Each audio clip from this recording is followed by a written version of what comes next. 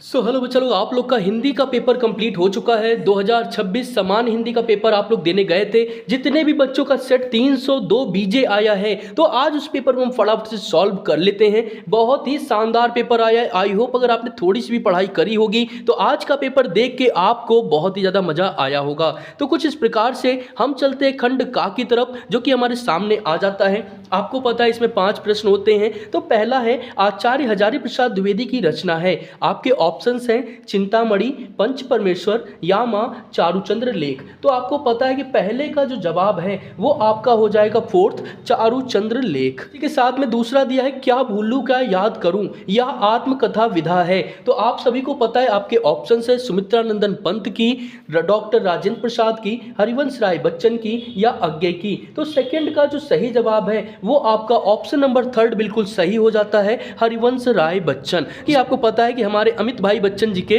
पिताजी का नाम हो जाता है। इसी के साथ में थर्ड हमारे पास है कवि वचन सुधा के संपादक थे। ऑप्शंस हैं बालकृष्ण भट्ट, भारतेंदु हरिश्चंद्र, प्रताप नारायण मिश्र या बाल मुकुंद गुप्त। तो थर्ड का जो सही जवाब है वो ऑप्शन नंबर 2 आपका हो जाता है, वो आपका सही जवाब हो जाता है यहाँ पे क्या, भारतेंदु हरिश्चंद्र। इसी के साथ में फोर्थ हमको दिया है। इसी के साथ में घा पार्ट हमारे पास कुछ इस प्रकार से दिया है। पर्दा कहानी के लेखक हैं आपके ऑप्शंस हैं प्रेमचंद्र, जयशंकर प्रसाद, अमरकांत, यशपाल। तो घा का जो सही जवाब आपका हो जाता है वो आपका ऑप्शन नंबर फोर्थ हो जाता है, यशपाल। इसी के साथ चलिए चलते हैं अपने अगले प्रश्न पे। अजात शत्रु रचना की विधा है। ऑप्शंस हैं उपन्यास, कहानी, नाटक, आत्मकथा। तो आपको पता है इसका सही जवाब क्या हो जाता है, आपका नाटक हो जाता है। इसी के साथ में सेकंड का फर्स्ट है अज्ञे की रचना है। ऑप्शंस हैं कुरुक्षेत्र, घास पर क्षण भर, रश्मि रथी, उर्वशी। तो इसका सही जवाब आपका हो जाता है आपका हरी घास पर क्षण भर। तो चलिए इसी के साथ चलते अपने अगले प्रश्न पे, जो कि कुछ इस प्रकार से दिया है।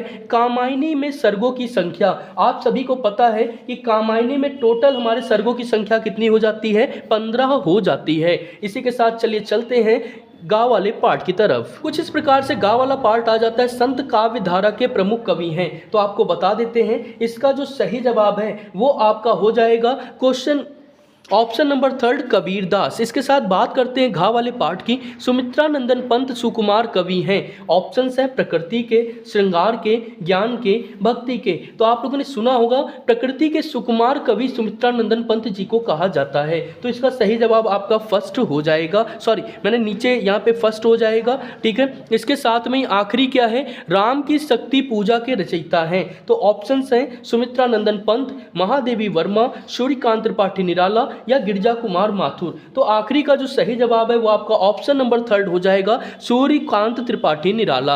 तो इस तरीके से बहुत ही शानदार पेपर आया था। चलिए इसमें कुछ चीजें मैं आपको और करा देता हूं। बचे हुए पोर्शन को अपनी लॉन्ग वीडियो में कंप्लीट करेंगे। यहाँ पे आप देख सकते हैं, यहाँ पे आपको हजारी प्रसाद द्विवेदी और वासुदेव शरण अग्रवाल दोनों देखने को मिला है, और मैंने दोनों ही आपको तैयार करने के लिए कहा था। इसी के साथ अपने पेपर में थोड़ा सा आगे बढ़ते हैं। तो कुछ इस प्रकार से यहाँ पे हमारे पास में जयशंकर प्रसाद, मैथिली शरण गुप्त, रामधारी सिंह दिनकर आ जाते हैं। तो ये भी मैंने कराया है, आप चैनल पे जाके देख सकते हैं। इसी के साथ पंचलाइट लाठी कहानी है। पेपर में आपके जाने से पहले लाइव क्लास चलाई गई थी जिसमें ये कंप्लीट कराया गया था। ओवरऑल बहुत ही शानदार पेपर आया है। आपका क्या सेट है, आपका कौन सा खंड काव्य है, जल्दी से कमेंट करके बताइए। हमारे यहाँ तो बच्चों ने सत्य की जीत लिखा है, आपने कौन सा खंड काव्य लिखा है हमें जल्दी से बताइए। और इसी के साथ बचा हुआ पेपर कुछ इस प्रकार से हमारे पास हो जाता है। संस्कृत का पोर्शन इसको हम फुल वीडियो में अपने कंप्लीट कर लेंगे, ठीक है। ये आपको मैंने पहले भी पिछला जो प्री बोर्ड पेपर कराया था उसमें भी बताया था, इंपॉर्टेंट पेपर में भी बताया था।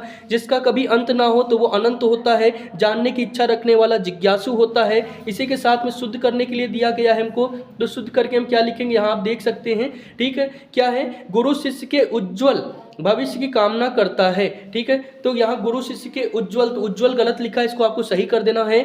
वह कभी हानि लाभ की चिंता नहीं करता है। हानि आप देखिए यहाँ गलत लिखा है, इसको सही कर दीजिएगा, ठीक है। यहाँ कभी की भी कोई जरूरत नहीं है। हम पहाड़ में सैर करने गए थे, ठीक है, हम पहाड़ पर सैर करने गए थे। पक्षी पेड़ में है तो पक्षी पेड़ पे है। तो कुछ इस तरीके से सही करना है आपको। इसी के साथ में हमें वीर रस हास रस दिया है। तो किसी नाटक को देखकर, उपन्यास को पढ़कर मन में जो के भाव उत्पन्न होते हैं वीर रस कहते हैं, और जो मन में हास्य के भाव उत्पन्न होते हैं उन्हें हास्य रस कहते हैं। उदाहरण है हमारे पास शीश पर गंगा हंसे भुजनी भुजंगा हंसे हास ही कोदंगा भयो नंगा के विवाह में। वीर रस का हमारे पास है, चढ़ चेतक पर तलवार उठा करता था भूतल पानी को, राणा प्रताप सिर काट काट करता था सफल जवानी को। इसी के साथ में रूपक और अनुप्रास अलंकार आता है।